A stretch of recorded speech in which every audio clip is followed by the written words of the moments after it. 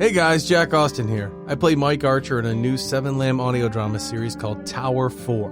Mike is a newly hired fire watcher in the Wyoming woods. What he thinks is going to be an easy 5 months of surveying the woods and working on his book quickly turns creepy as he starts picking up eerie whispers and classical music over his radio. More strange occurrences take place with each passing day. If you want to listen to this new mystery thriller, visit www.7lamb.com or search for Tower 4 wherever you listen to podcasts.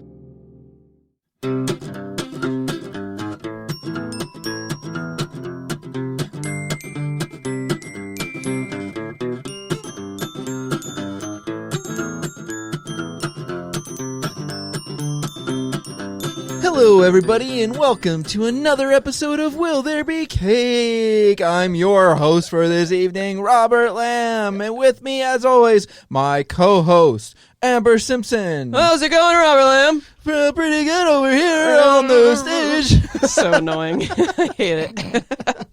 And you can't see, but we both danced down the staircase to get to the studio. Ellen style. They did their Ellen. No, we held ourselves above the chair before we sat down. Yeah. Whoa. That's what she does. And then sat down. You can't stop clapping till I sit down. Whoa, I didn't see it. And there we are. We want to welcome a very special guest to this talk show, Adam Iben. Come on down. Woo!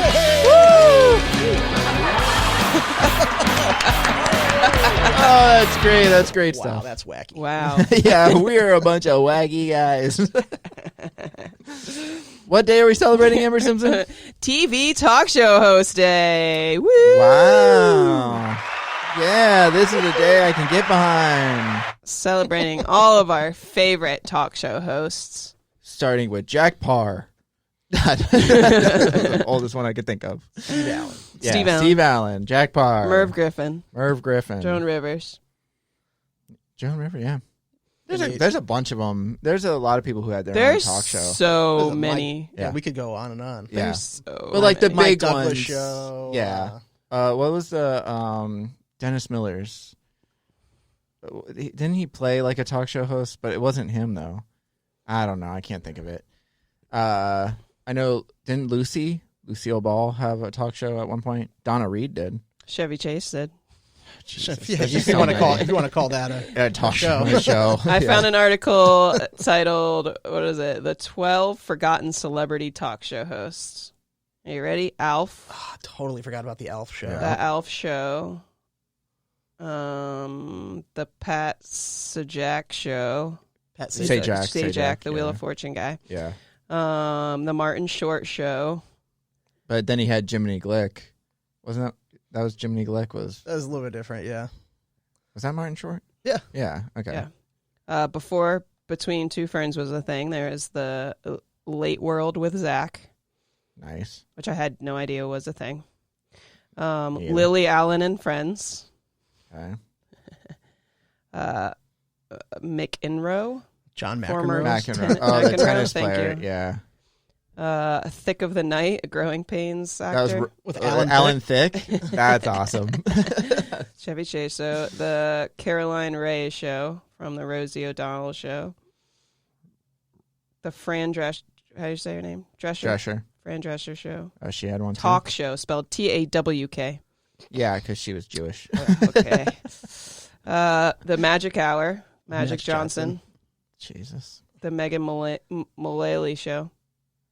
Okay. Will and Grace. That's it. Dude, Those I are the mean, Nick. that keeps going. I mean, Drew Barrymore's got a show now. Yeah. Yeah. Oh my God. A lot of people. Tony Danza had his own There's talk so show. many. Because they try How to. do people actually watch them? How do they stay? Well, only certain ones really get like big, and like it's like the main ones like CBS, NBC, like they all had like their talk shows that have been going on for a long time, so they have those big ones. The other ones, I think they just hope stick, especially like the daytime stuff. They just hope sticks. Obviously, Ellen's a big one, Oprah's a big one. Like those are big. like the two biggest ones that I can think of. Yeah, but there's a lot of other, like Wendy Williams has a show. Yeah, my mom used to watch that one. That so one's bad. on in the She, break like- room sometimes, and I'm like, She made me watch it a couple times. I'm like, this is so awful. Why is she so awful? It's like watching the View. Like I watch the View. Sometimes it's on like the Oh, break yeah. room or the Talk. I think the Talk. The Talk, yeah. is one. But that has a bunch of different people, right? It's not Yeah, just it's a bunch of people. So, like, what is like John Oliver considered a talk, but he doesn't have guests. But is he considered a talk show host? Infotainment. I don't know. That's a commentary. It's not. 'Cause I don't No? think that's a talk Okay. show because he doesn't really. I mean, well, I don't know because the Daily 'Cause it's Show only, like, had guests though. News. talk show. You usually, it's like there's usually it's A hard. monologue. They come out. They have their own band. Yeah, right. Max Weinberg and the E Street Band. Or it's like the tabloid. I mean, but then there's like the other ones where it's usually like there's an interview style type of like a celebrity one. So you usually have monologue Yeah. and then panel, guess, and then maybe an act or something like that to Like break different everything up. or Yeah. segments, like a cooking Usually segment. somebody introduces you, like Don Pardo. Yeah. And you're a musical guest. Or there's like a game like But that's Ellen Saturday Night Live. does. Ellen Yeah. does her game. Yeah, some of them do games. Or giveaways. But they're all doing, like, reach different- under your chair. Everyone's got a car. There's a distinct difference between late night and daytime, though. Yes, Yeah, there yeah. is. Because Yeah. daytime is usually much more It's like a lot more of an audience friendly thing. Like the audience is part of Yeah, the show. of the So show. Think like They have Jerry, guests think come like down. Jerry and Yeah. Maury Maury. and You are not the father. That's not what happens when they're not the father. but it's Yeah. crazy. Nighttime's when Yeah. the comedy comes out. Yeah, those are like they get a lot of like comedians. Jay Leno was a comedian. Conan O'Brien. Like they all started kind of in comedy. David Letterman. More like a variety show. Yeah. Yeah. I mean, I don't know. They're doing different stuff now, though. Like after Craig Ferguson left and James Corden took over, he kind of took it a different route and started doing like more of like the singing stuff. He does like a lot of singing kind of enactments, like weird stuff. The Karaoke, thing. the carpool karaoke. But like he does a lot of singing. Craig Ferguson used to do a lot of like dancing. Like his was so random. Like he would have like I remember he would like call for Secretariat, which was like two people dressed as a horse, and then he would play music, and they would come out, and you'd have to dance with them, and then they would just dance, and like they would always be in the stable, like on the side of the whole stage. It was so stupid. And then I don't know, like Jay Leno would do like go out the jaywalking segments. I never really watched much. Kimmel does stuff like that too. Talk Like show. he'll Yeah. ask like Out easy on questions Hollywood or whatever. Yeah, He'll ask a bunch of tourists like Boulevard. easy questions and make them look Boulevard. stupid. yeah. Um, So they all have like their different. I mean, but those are talk shows. I mean, those are like I don't know, but they try to just break up so it's not just strict talk. Would Larry King? Larry King's a talk show. Yeah, absolutely. Yeah, It's talk show host, so it's the day. that's to- true. Like This is hosts. the day that we have to celebrate all the hosts, and there are Who? plenty. Okay, who are your top three of all time hosts? Daytime and nighttime. Yeah. Oh, yeah. I never really watched him. I watched a lot of Ellen because my mom watched it, and I enjoyed like Ellen. Ellen. I Yeah, like Ellen. I enjoyed Ellen. I don't like her. Her jokes are kind of really like family friendly. Like yeah, kind I of- can't watch They're her. not, corny. they're not funny. They're just corny. I can't watch her now though, but I like Jimmy Fallon. I can't stand Conan O'Brien. But See, I don't not like Lisa. Fallon. I like Bill Maher. How do you say Bill his Maher? name? Bill Maher. That's true. He counts too. There's so many. I like Stephen Colbert, but not.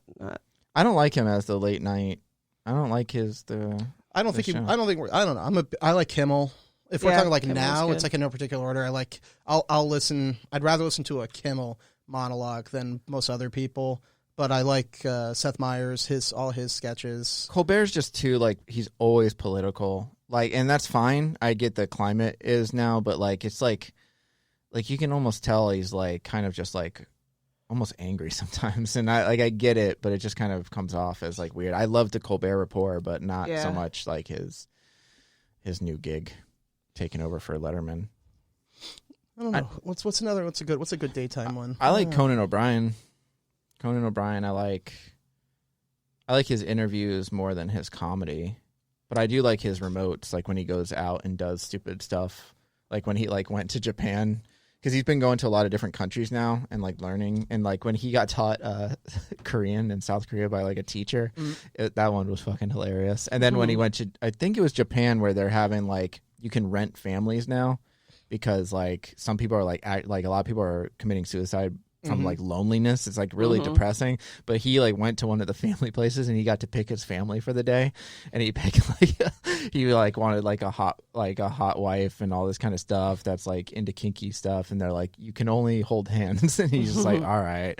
That's fine. And then he wanted like a stern dad that like would forgive him for when he was a child and a bad child and stuff. So he's like trying to, because he's like, I've never been close with my dad. I need somebody who's like more lovable and is going to understand and apologize for yelling at me when I had made too much potato salad or something like that. Jesus. So that stuff was pretty funny. I like his remotes.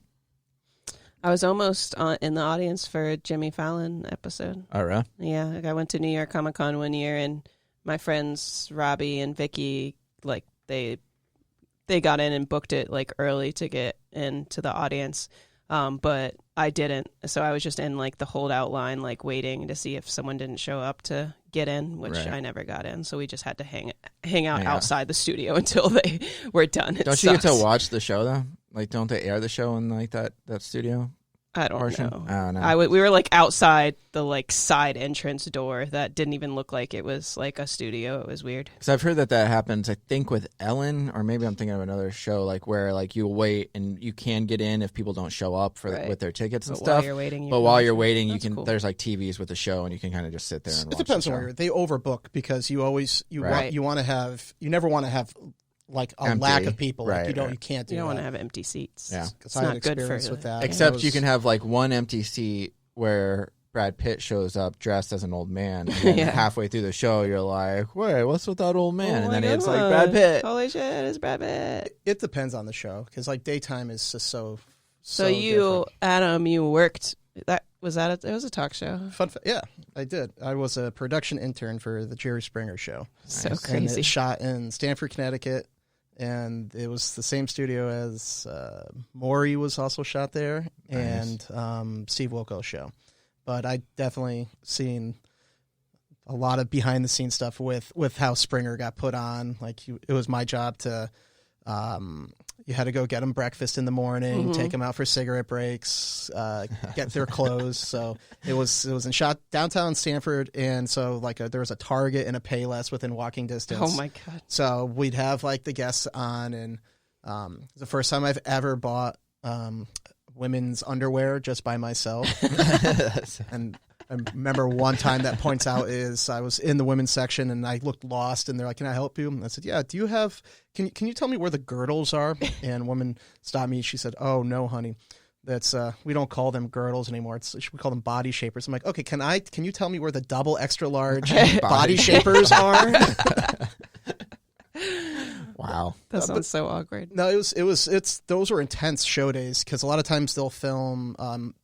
They always film like especially for daytime TV, multiple shows in one day. Yeah. So that you makes essentially sense. have guests just coming in from all around the country, and they just get shoved into a green room first thing in the morning at like 7 o'clock in the morning. Yeah. You give them McDonald's breakfast to keep them shut up, and Oh then my God. you McDonald's. talk. The producers come in and they'll like talk about their stories and make sure like they build up their whole thing, and then they shoot, they get off the stage, they get changed, and they're out of the building within 20 minutes of the show ending, and they're on their way to the airport to get out of there. That's crazy. So like part of my job was like earlier in the week you have to work with other PAs and producers to get guests on the show, but you can't always figure out how. Well, the show's over now, so you can. Here's all the secrets. Yeah. You're not always going to get people. So sometimes they would have us try to look for potential guests. This was 2010, so they were still having us go on MySpace at the time. Oh, wow. nice. But they had a list of they'd have a list of zip codes in rural areas in my like God. Arkansas, Tennessee, gosh. Kentucky, and you'd look up those zip codes on MySpace, and essentially you would look for slutty girls. You would Right. look for like stripper looking girls, and Right. just completely unsolicited, just send them a message saying, "Hey, would you be interested in Slide being in on the their show?" DMs. Oh, God. And like a lot of them have never been on a plane before or anything, and they just want them in. They just want them in the studio. Yeah. The stories can be half true, half not, but it's most of that was producers essentially would make up the story, like make Right. sure it was enough for a segment because it's such a competitive industry. that if you're a PA, you're trying to become a producer. You're trying to become an assistant producer. You're trying to get, so you need to perform no matter what. Like on show day, they have to have something to record. If they do not have a show, somebody's going to get fired. Well, it was every Yeah. day, right? Through It was 2.5 Monday days. through Friday. Or? It was Jerry would be Monday and Tuesdays, and a little Wilkos would, they just change everything around. Okay. And then Maury would be like in the middle of the week. But yeah, they would essentially like the producers would, I've seen like, oh, so she's gonna say this, and then you're gonna say this, and then you're just gonna fucking beat the shit out of her, like literally. But they like when they moved to Connecticut, they got from Chicago, they got a big tax break, but part of the stipulation was no closed fist like type of hitting. It can only be like So slapping and shit. Pulling hair. The stage is actually padded a little bit, so if they fall, Oh my it's not that gosh. bad. What about boobs popping out? Boobs were if nothing. It wasn't supposed to like. We had to buy. That was like what the body shapers for. It'd be like Spanx. Like all girls would have to have on a pair of Spanx, so nothing would pop out from underneath there. If on Jerry, usually if it was like strippers, if you see boobs pop out like on purpose, they probably definitely had talked about it with the producer beforehand, and they might have gotten a few $100s extra as like a stipend for showing. Like if some of them were strippers and they went on the pole, it was they're like, hey, here's $400 extra for doing that. Jesus. Because the point was just to get the show done. Yeah. But I get those views. but they totally mess with it. I mean, it was a fun experience, but you really just like exploit the hell out of people on those shows, and it's obvious what you're doing. So that would be the problem, is they'd have me go and take them on cigarette breaks. Like they'd go from like being coached to like, oh, this person's nervous, so these people are like nervous as hell, hiding in the bathroom, almost in tears before they go on TV, and you're supposed to tell them, hey, don't worry about it. This is a great idea. You totally didn't fuck up by coming here and venting your personal business in front of all of family. Fighting with your family. Like you totally didn't do it. And the only thing that I could tell them to like maybe make them feel better, like, listen, like just tell everybody, like you're going to have a fun story. Yeah. Just tell everybody that it's fake. Like, cause it really, that's it. You like, it's not so real. Some people, maybe it is real, but they went that far.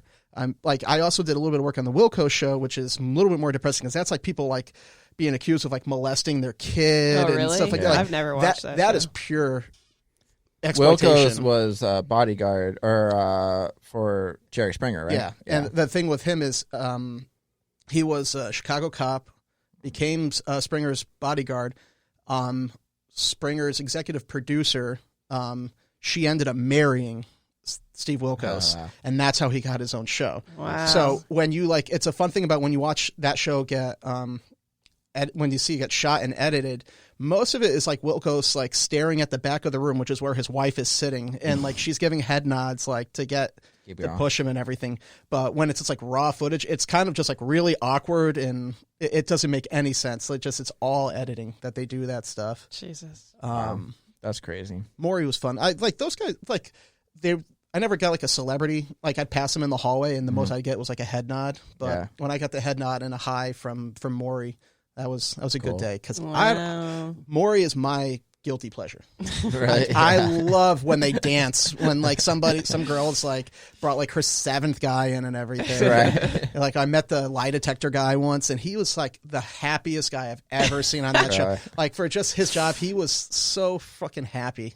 All those paternity tests, it's awesome. And we'd also have to do like audience, like you'd have to like call people on the phone. People who are interested in the show, you'd have to call them and remind them that they're like, hey, so we have tickets, you must be here. But it would, since it shot about 45 minutes away from New York, they would have a bus that would go from New York, from the Port Authority bus terminal in New York, straight to Connecticut, just so you can bring people from New York to go watch the show. Jeez. But it's they get some scones and stuff like that. Some scones. Everybody get a scone and go find out if this guy's going to be the father or not. But yeah, it's awesome. Talk shows are a dying breed, but I think they are dying in the sense of now all these talk shows, especially the late night talk shows, are all trying something different. Whereas Conan now just does a one interview, and his episodes are shorter now. I think they're only a half an hour long rather than an hour. Yeah. And he only does an interview with one celebrity, kind of how he does his new podcast, where it's like, which I like. Yeah, which is Conan Our Friend. Because I think he wants to be a little bit more serious now. Like, he still likes joking around, but he wants to do, like, actual interview style stuff. And, like, James Corden now does what Graham Norton does, which is he's one of my favorite talk show hosts of the UK. Graham Norton's, like, big over there. And Graham Norton kind of started this thing where he would just have a couch and invite all the guests on pretty much at the same time. And they all go out there. And then he just ask each one questions. They'd all talk. And he would give them actual booze. And they would all drink either wine or whatever drinks they wanted. And they would just drink and have fun. And I think James Corden saw that and kind of wanted to replicate that. So now he has a couch and has... James Corden's the one who does a carpool karaoke too, right? But yeah, for those are fun. his interviews, he has like them all come down at the same time now, and they all talk. No, it's fun because I think what Conan he was saying is just the whole when you do a talk show host a talk show for that long, it can get unbelievably boring and static. Oh, for sure. Right. And everybody gets tired of that whole Same thing. Yeah, just the same routine over and over again. But it also feels fake. That's why I think people, especially like the younger generation, was drawn to podcast interviews like WTF and Joe Rogan and stuff like that because they're not real, like scripted yeah.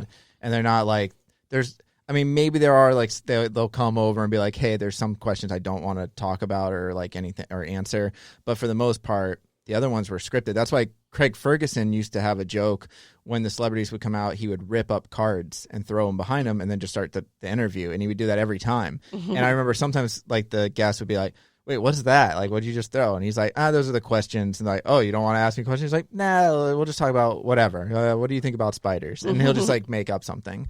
I like that kind of, it feels real at that point. I mean, maybe it's still kind of phony, I'm sure. Isn't David Letterman's doing something different now too? Like he does one interview, like one-on-one interviews. His might be, yeah. His is on Netflix though. Yeah. Oh yeah, his show, because Colbert took over for him. Right. I really do I've been watching. I don't get like the Graham Norton show, but I watch like clips of it on YouTube all the time, and I think his thing, and he's been doing it for a long time. Like, and he has a lot of like American, like they all go over there and interview and stuff like that, like guests, and I think his whole style is like really awesome. So you just have to have like awesome guests. You have to know who to pick. That's good on there. Like one of my favorite things to watch on YouTube is Norm Macdonald clips of him being on Conan. On Conan, Letterman, because he like Norm would do this thing for years where he would just go on a talk show and start doing jokes from like the 40s and the 50s, just awful jokes, just to mess with them. Yeah. Like, and that's when you watch him on Conan. Is this Conan like? He knows that he's screwing with them, but that's what makes good TV. I just watched a clip of right after Conan, the whole debacle between Jay Leno and Conan when Conan took over the Tonight Show, but then got fired and then went to TBS. When he was on TBS, Norm Macdonald was on there and brought like a bouquet, and he like read this. He's like, hold on, I got this note, and he reads it. And he's like, congratulations on getting the Tonight Show hosting job. Yeah, he's like, I can't imagine anybody ever taking that away from you. And like it just went, and Conan's just like dying laughing. I don't know. Norm Macdonald's like a crazy character though. They used to be, because Carson used to do the thing where they'd have comedians. So like when Carson moved to... Carson's like the granddaddy of the host. He like most is people the will say king of late night TV, and he is the reason that this holiday is on October 23rd, because his birthday is October 23rd. Oh, nice. Oh, that makes sense. He was born in 1925. He was the host of The Tonight Show for 30 years. Yeah.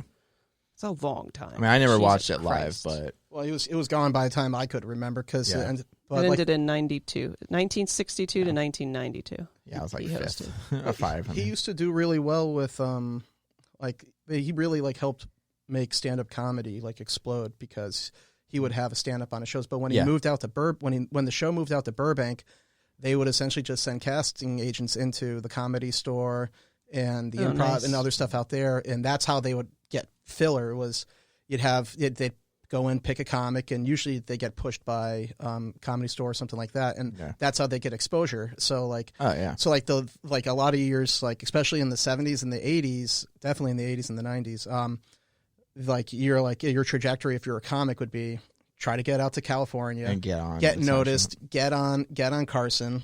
Yep. and then hopefully get noticed from. Then you can get a pilot, and Yep. then you can be on a sitcom, That's and what then Seinfeld and did. then you can be like they all did it in the Yeah. in the 80s and 90s. But then so it was this nice relationship back and forth Oh, yeah. between them. But Nice. it's And it's it just was a like big that. thing I heard.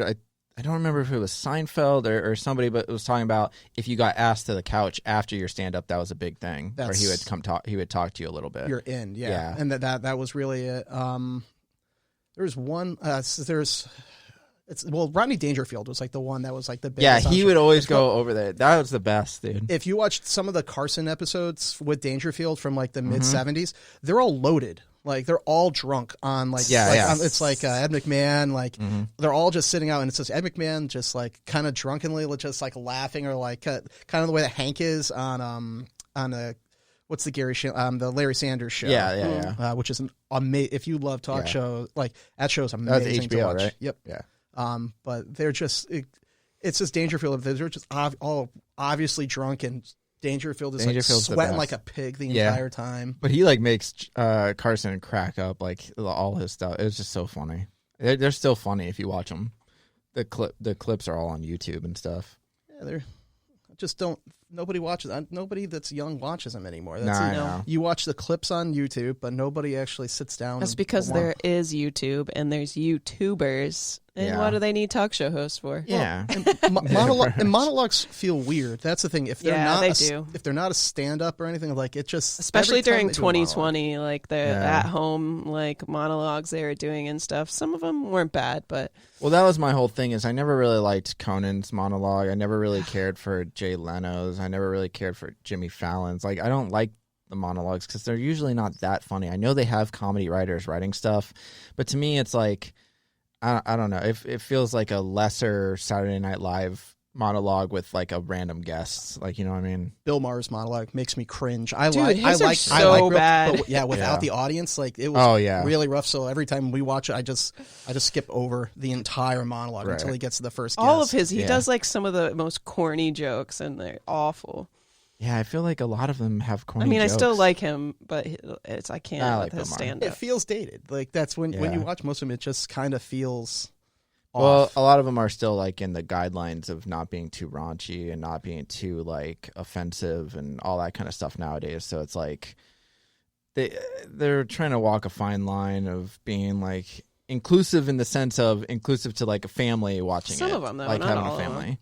I love how Bill mean- Maher always talks about getting high and loves talking about. Yeah, but smoking weed. he's more HBO. Yeah. I mean, more like Stephen Colbert and like CBS and NBC and ABC. Does ABC? Who's ABC? Is that Kimmel. That's right. Oh, yeah, That's yeah. right. I mean, they're just. It's something that you fall asleep to. It's you have Right. the 11 o'clock news that leads right into the show, Mhm. and people fall asleep with it on. You know, it's you barely get to the music act or whatever that's on there Yeah, I know. because it's over by 1. That's true. They used to do the music acts at the end too. They would always have a music act. That's why it's weird. Like I think it's better today with YouTube and everything because who the hell is awake to watch who would be Right. awake to watch the show after the Tonight Show or the Late Show? Like Yeah, the when late you're watching late show. Yeah, when you're watching Corden or Seth Meyers, or even for years then NBC would have that the Carson Daly one, like the third show, like Carson Yeah. Daly coming on at like 2:00 in the morning. George Lopez had a show He after was good. Conan for a while. Before Conan, Conan. No, it was Conan before. showed him Yeah, up. that's right. It was too No, bad. but I think it went to before him. I don't remember. They It moved- switched. Yeah, it switched twice. I don't remember what happened, Poor and then it Conan. got canceled. Poor Conan. He made out like a bandit with his with Oh, his settlement. 100%. I think he's fine. Oh no, he's fine. The one thing I do like about Conan too was that after that whole debacle, when TBS was like, "Well, why don't you come over here? You can do whatever you want." Blah blah blah, and he's like, "All right, I will if I can bring everybody from my casting crew." Mhm. And they were like, "Deal." And he was like, "All right." So he didn't leave anybody behind, which is awesome. That is awesome. He- What a good guy. He was really good in the beginning because he used to do a lot of sketches and people that he had Louis C.K. wrote for him. Yeah, Dino Stamatopoulos, Starburns from Yeah. he wrote for him. Robert Smigel, Triumph, the Insel Comic Yeah, Dog. yeah. Robert Smigel wrote for him. John Glazer, the guy from Delocated and plays Jeremy Jam on Parks and Rec. yeah. He wrote for him a lot of his early so because they used to do a lot of the sketches. Like they used to have the Abe Vigoda status. Well, that's like, the thing like is Abe I Vigoda's liked still alive. I liked the older stuff when I was younger and I would watch the stuff and stay up late, like especially over the summer. Like I would watch Conan show, and I would even watch like parts of Jay Leno too. But I always liked Conan better. Totally, just that reminds me. It's like Talk Soup. That's like what I would remember. Like I'd get most of my exposure to Was talk that shows. Was, Joel McHale, well, it turned into yeah. but it before that like, it was Aisha. it was Tyler. like John Henson, and then it was like Greg Kinnear, yeah. John Henson, Aisha Tyler, Yeah. I like Aisha Um, Tyler. and like all that on E. Like that's I don't what I like remember. her on Whose Line Is It Anyway? though? No, me neither. The new Whose Line, she's just not. I don't know. She doesn't meld with them. That was the perfect way to watch talk shows. Just have somebody else watch them for you. Yeah, and then tell and you then stuff. Just give me the clips of the No, but I will weirdest say stuff. YouTube does help because that's how I watch most of them now. Is I just watch the clips when they upload them to YouTube later. Yep. It's this all commentary stuff now. It's not like the '90s when you had like trash stuff like Ricky Lake, Yeah, the Jenny Jones show. Like Jenny Yep. Jones like had that thing where one of the guests killed another one because he blindside. Like guy came on and said, "I'm in love with you," and then the guy like thought that. Now everybody thought he was gay Ricky too, and Lake. he killed him after that. And God, I forgot about Ricky Lake too. Ricky Lake was Drew Carey's sister in the show, in the Drew Carey show. I'm pretty sure it was her. Ricky Lake. I'm gonna look that up in now. the show, I think in the show, Drew Carey's show. Was it just called the Drew Carey show? Drew Carey. Yeah, I think that's what it was called. Yeah, I think she played his sister. I don't know. Well, What about Dr. Phil? Does that count? That's a talk show. Dr. Dr. Dr. Oz, Oz. all of that. And my mom used to watch Dr. Phil when I was younger, so I watched some of that when I was younger, but it was awful. Space Ghost Coast to Coast, Is which that- is all available on HBO Max right now. Wow. The full archives of that. That's funny. Yeah, Damn. Ricky Lake. She was also in Serial Mom. In 2000. This article even has like Judge Joe Brown and Judge Judy on it. That's true, and she is the richest. Like she makes more money than anybody else in Hollywood right now. Judge Judy. Really? Yeah. Yep. She films. They film out in California. They film in the old Jim Henson. The old It was the Jim Henson Studios, and before that, it was the Charlie Chaplin Studios. How But long has she been around? 25 years, I think. Wow. Look at her. She's and that's the thing about those talk shows is syndication is like because you get to sell it to every single Right. local station. Oh yeah, that's how a lot of them make It's their money. insane, and that was what happened with Leno. Like the whole Leno Conan thing was, the local TV stuff. Like they said that they were losing all their like viewership. So when Conan got the job, remember they moved Leno to 10 o'clock. Yeah, They had like a 10 yeah. o'clock J. Yeah. So all the best Before guests his. would go on that, and Yeah. then people would like have no incentive to stay and watch their like the 11 o'clock news program. Right. So like it was all the local channels essentially telling Hmm. NBC to fire Conan. Yeah. Wow. Yeah, and gave him his old time slot, but call it. And Yeah, that Jay was, Leno's a piece of shit, and then just walk away. Yeah. Like it's like, what do you want from me? yeah, I'm a piece of shit. I got a couple more cars to buy. car. Yeah. I have no kids, but I got 10 cars. Jerry, All right. Jerry. All right. All right. So, do we have a cake on talk show host day? Yeah. Okay. We throw it. It's a or garbage cake. Yeah, we you throw watch the cake, people yeah. throw it Yep. at each other. Remember, We like, hire strippers to put their titties in it. Yeah. And we pay him $400 for Oh, that. just like one of those Thanksgiving the food fight ones from Springer in the 90s. They'd have like a bunch of Oh my they, God, they yeah. put like an entire Thanksgiving like meal in front of them, and then they would just throw like- it at each other. It's white trash at its finest. Pure steaming Just pile so of hot stupid. American trash. God bless America. God Yeah. bless America. Yeah, so we have a Alright. cake. Watch some clips of our favorite old talk show hosts. Yeah. Watch our On YouTube. new favorite Talk show hosts. if you're up late. If you can stay up late for this day and eat some cake, like late at night, watch some talk show hosts, that'd be the best. way Wish to Johnny celebrate. Carson a happy birthday. Yeah. JC, JC. resting up. I think that's it. I think we Yeah. got it. I think Yeah. we got it. All right, well, that does it for this episode of Will There Be Cake. Thank you to my guests. Bye. And we will be back tomorrow. Jerry. Thank you.